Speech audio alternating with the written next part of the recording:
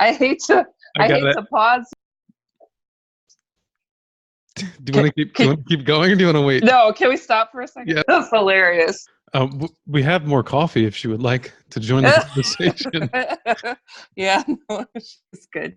Yeah. Should we start over?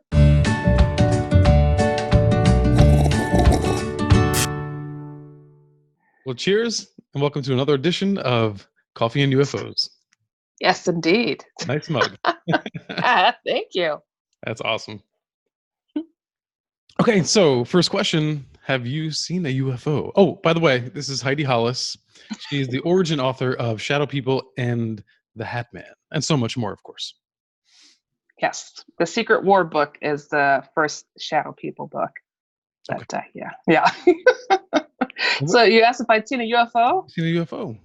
I've seen many UFOs, and probably the biggest one I'd ever seen was downtown Milwaukee, where I used to live, and absolutely just tremendous. And it was at a time where I'd never heard of a UFO like this before, so it was really, really nuts. The whole body of it glowed an orangish red, like it was organic.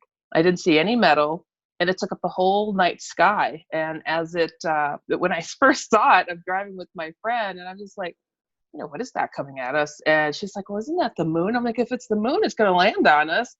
And before we knew it, it like came over the car, and my friend was freaking out. And she's like, I don't see this. And she's like looking away and everything. And I'm like, keep your eyes on the road. I'm like, you're going to kill us. And this thing, I mean, you looked up, it was like Independence Day. You looked up and it just took up the entire sky. Oh, that's huge. It was humongous. It was humongous. And I was just like, and I know how this stuff goes. I'm looking at the time, like, I don't want any missing time, And my friend's like, still kind of freaking out. And this thing slowly goes into the night sky, and it lights up the clouds as it does this. And my friend's like, you will never get me to speak about this ever, right? And then it comes back down out of the night sky, and it takes off in an instant towards Lake Michigan, and it was gone out of sight. And I was like, I called, oh my gosh, I called the police, I called the airport, and everybody's like, no, I didn't see anything, but what was it? So it's pretty amazing.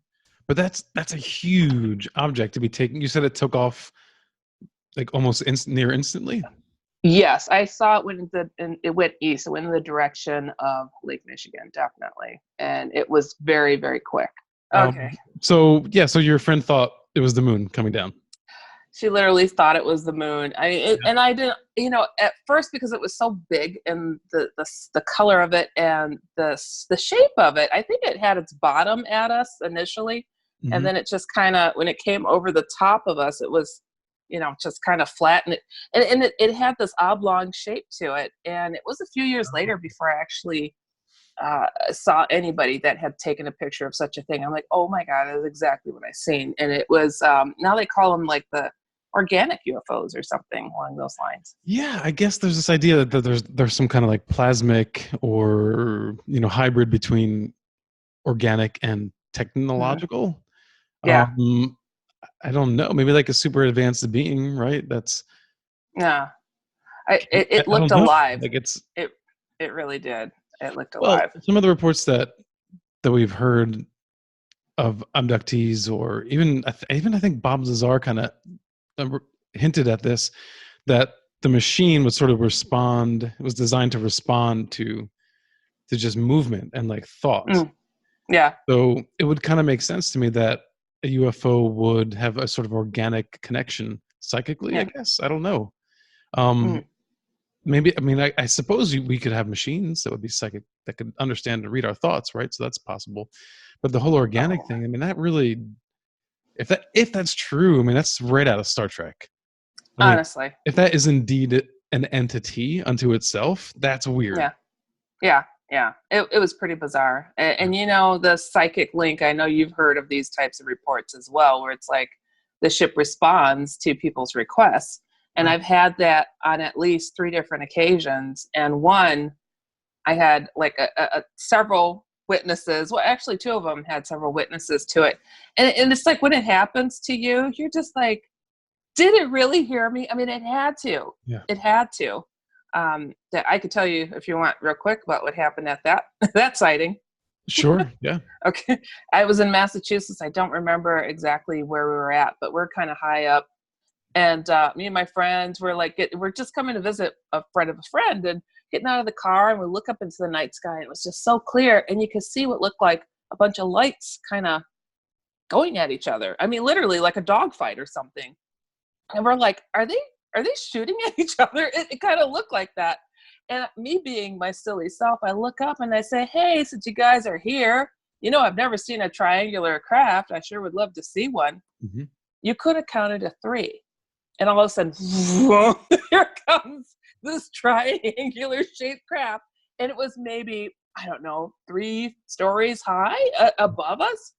And I mean, it came down so quickly, we literally kind of flattened ourselves down. We're just like, putting our hands up like we're about to be squashed.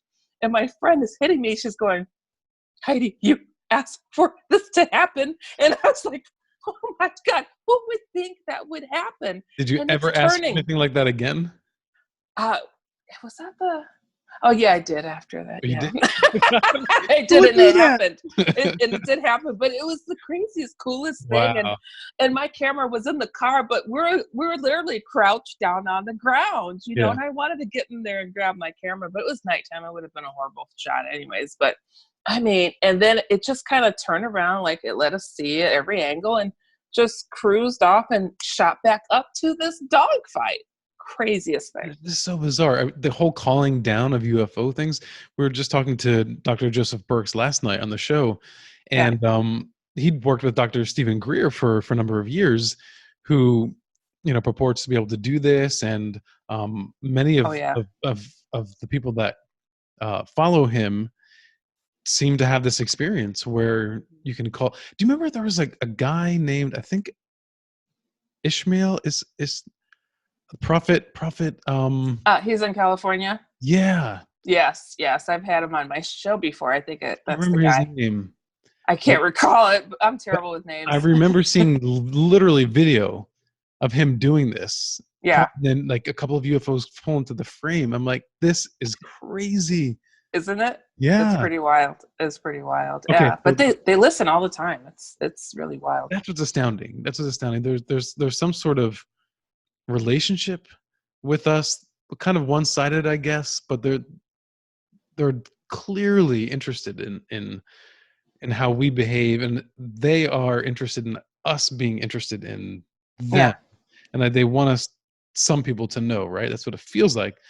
Why don't we just land on the White House lawn and just be done with it, But I hear you. Get it over with. But supposedly they have. Yeah. They just covered it up. So who knows? Well, that's true. That's true. Yeah. All right. So next question. Well, and actually, the next question was, what was your experience? Next question is, have you seen a cryptid or ghost? I have seen many a ghost, and I have also seen, I guess the closest thing I could call it was a Bigfoot. Yeah. And craziest experience that I probably had when it comes to a hairy creature. That's the best I could say. And I've talked to a lot of cryptozoologists and stuff about this because I just don't understand how this took place. Yeah. And I used to run a UFO paranormal discussion group for years, right? And people would come there and they'd be like, hey, I have stuff going on in my home and whatever. And I'm like, I'm not a psychic. I guess I'm sensitive. I see things like at times, but I don't call upon these things, right? So I get this lady who's come to my meeting several times, and she's like, come on over to my place. Something's going on. I'm like, all right, I'm going to go with my friend. So bring my friend. We're going through her house, and it's just like, okay, she's like, and over here, I feel this and that, and whatever. We go to sit down in her living room, and it looks out to her kitchen where the cabinets hang down over a bar. And as she's talking to me and my friend, she's got her back to the kitchen. And at the same time, I jump up and I scream, boo, boo, boo, Bigfoot. And my friend jumps up and screams at the same time saying werewolf. And what we saw was this hairy, shaggy thing, like Cousin It, just like shimmy into reality. And it's just standing there. It's a freaking Bigfoot standing in her kitchen. Like, and right after we scream, the girl turns around, it's like, where? And it, like a mirage, heat rising off a road, and it just kind of shimmied out of place, and it was just gone. But I could tell you, I had to go past there to use the restroom soon after that, and I was like, you could still feel this menacing, like, sensation still there. So it was But a scary, menacing thing, or it, just your own fear?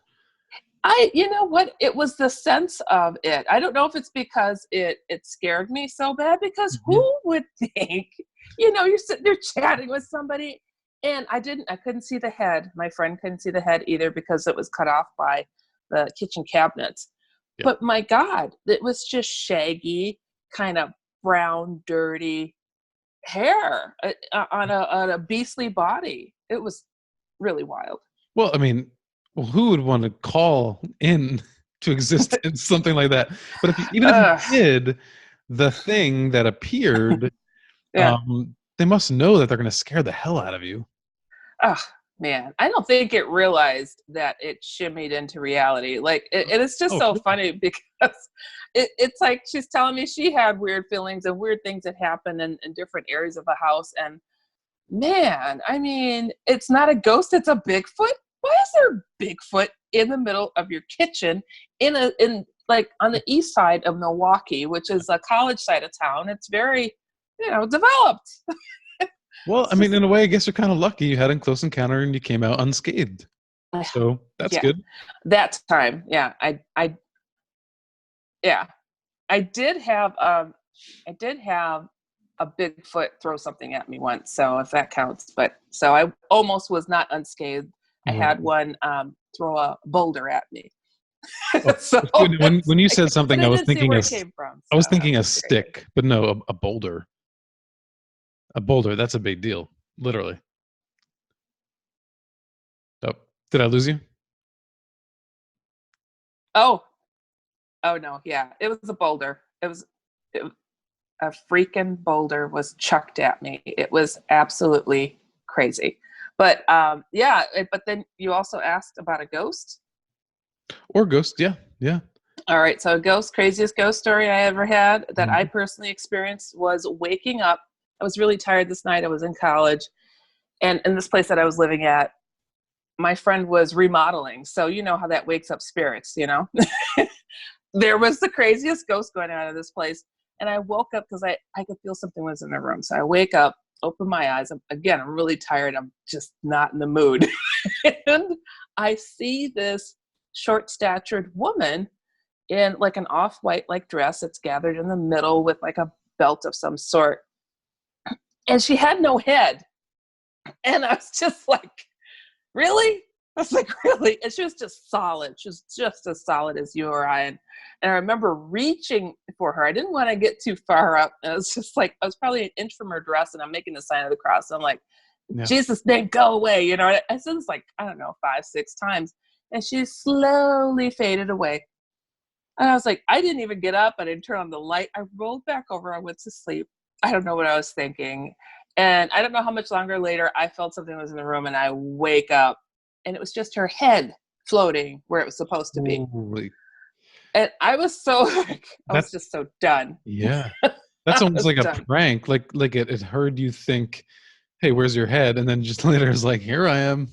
Yeah. And it wasn't gruesome. It was just, just by itself. And it was just weird. And she Yeah. had like this round little cheeky face. And I just remember looking at her, just rolling my eyes and going back to bed. And it's just weird because the next morning I was kind of upset. I was like, I was being woke up every night by something. And this time it was a solid headless freaking woman. And, I kind of have regrets about what I did next, because I went through this house and I said, look, I am off limits. I don't care why you died. I'm not going to help you. I am not here to help you. Mhm. Tell your friends, tell everybody. And oddly, it worked. Things just kind of like a door shut. But the stranger part about it, I didn't realize when you shut the door to that stuff, you shut the door to like the more positive stuff too. So the angelic encounters and things like that slow down as well. They didn't come to a halt, but it became very manageable. I guess, were you really disappointed that you weren't getting other encounters of the positive like, or? I was, and I didn't realize that initially that would be the case. I really didn't. And I hear people say, oh, they can't control their gift. It's like, I don't know if it was a gift. I don't know. It just felt Yeah. unlucky. I mean, well, some people think it's a gift, Yeah. Yeah. Um, and I think you've fared really well, and you've grown a lot over the years with how you approach this phenomena. And so in a way, Yeah. while you are learning yourself, you're helping to educate other people how you think to best handle these situations, which we've talked about on the show before. So that's good. Yeah. Yeah. I mean, everything happens for a reason. I mean, you grow, bumps and bruises and stuff. And, Bumps in the night, right? yeah, bumps in the night when you're not getting sleep. And Yeah. I mean, the craziest stuff. But the headless woman did me in. I was just through. Yeah. But yeah. So, yeah, I needed a break. All right. So the last question is, you can pick one or the other. What would you change about the field of investigative ufology or investigative paranormal research?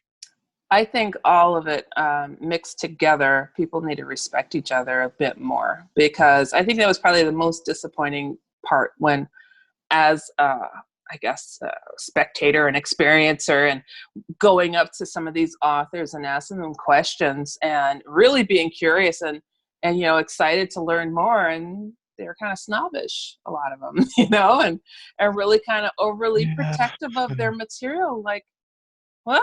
And it wasn't like they owned this material. It was, I'm just trying to say, hey, I experienced this, and they're going, no, you didn't. I mean, quite literally, like I defined it, and that is not what you experience. And now, I get a lot of people who question, oh, did you really name shadow people? Because Art Bell spoke about this beforehand. I'm like, you know what? My book was written 4 years prior, and it was sent to all these authors who know everybody. And Art Bell knows all of them, and they're his buddies, and they hung out in the house.